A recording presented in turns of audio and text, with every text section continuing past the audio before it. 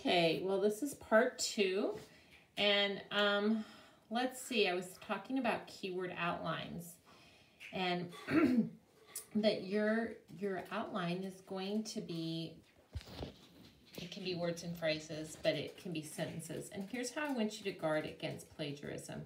Now, I can't remember if I've said this before, but the keyword outline was an effort for you to mix up words and phrases as you took notes to protect you against plagiarism. And this always needs to be in the back of your mind. You want to be really careful not to lift word for word phrases or sentences. So go ahead and try to put things in your own words when you take notes on your outline. That's going to be really helpful to you. But for me, doing it in a sentence format just helps with my train of thought. So put it in your own words, but you may use sentences. You can also use words and phrases, but you don't need to do those individual words followed by commas, because this is just so much information. It's going to be really hard for you to recall all of this. Okay, so looking at this outline, I actually had a third mini claim, and I went ahead and I outlined it. Actually, I had 4 mini claims under this argument. And some of you that are Uber researchers and you're enjoying your topic, you're going to find this. You're going to be like, I have so much information. But what I did is I picked under this confirmation point, what were my 3 strongest claims? And I actually got rid of my 4th mini claim. So, and if I was tight on space, I might get rid of my 3rd mini claim. But for right now, I want to read it to you. Democrats and Republicans agree strong borders are needed with,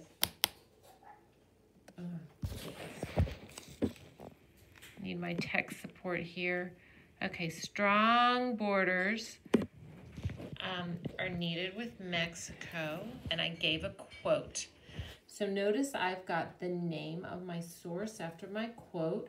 For you guys, you've numbered your sources, S1, S2, S3.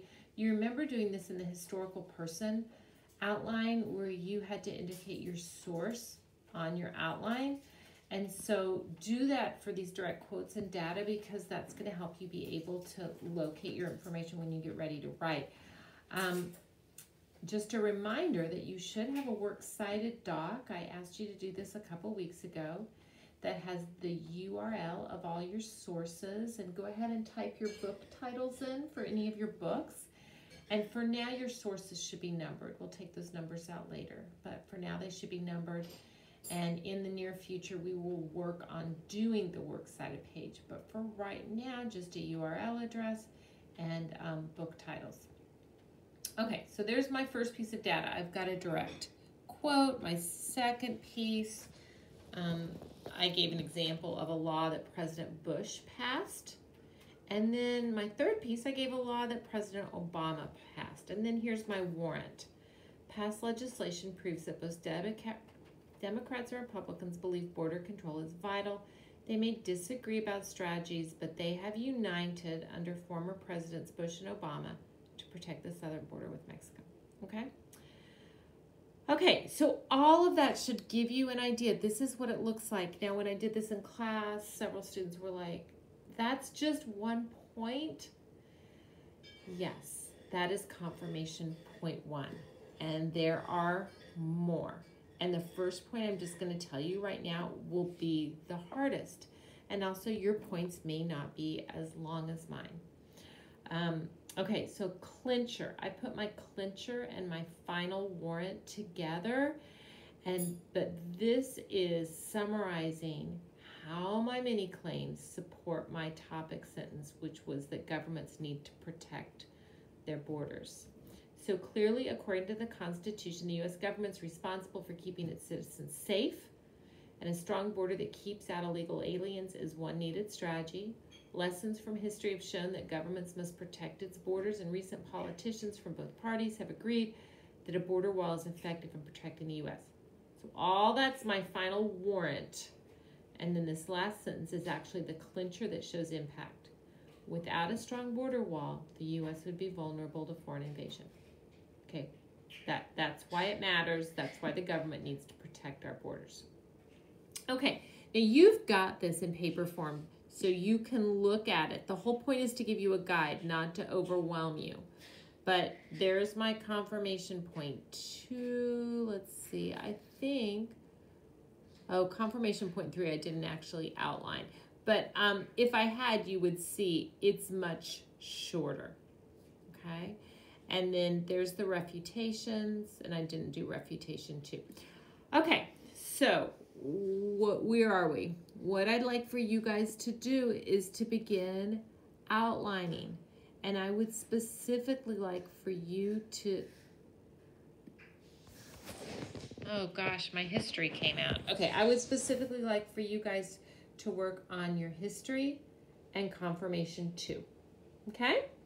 And then we're going to have a class tomorrow morning, Friday at 10 o'clock. And you can bring your questions to me. And of course, you guys are really good about emailing me. You're going to have intro, history, and confirmation 1 due in a Google Doc to me next Tuesday. And the purpose of that is for me just to troubleshoot and make sure there's not any errors you're making in outlining. And then on Friday, your entire outline will be due. And at that point, I'd like for you to have some points under introduction. The only thing you won't have outlined is conclusion, but you'll have it listed there. And so all this is due on Friday, and this is going to be a matter of you really pacing yourself.